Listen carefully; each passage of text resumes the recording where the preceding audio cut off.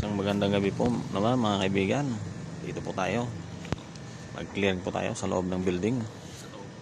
Kung saan kasama natin yung isang security personnel. Chilibuna. Alright. Tuloy lang ang pag-clearing natin sa taas. Dito tayo sa third floor building. Ayan po. Makati style po yan mga kaibigan. Yung build natin. Siyempre napakaganda nga po ng loob natin. Malinis. Dito po tayo sa dulo. Pupunta natin yung dulo para makikita na inspection sa loob. Ayan po, paikutin natin yung camera. Ayan po. Nandito po tayo sa second floor ngayon, kung saan tuloy pa rin pag-inspection natin. Siyempre tuloy pa rin tayo dito sa dulo ng second floor. Ayan po, paikutin natin yung camera. Isang kasama ko na personnel nandun po sa dulo.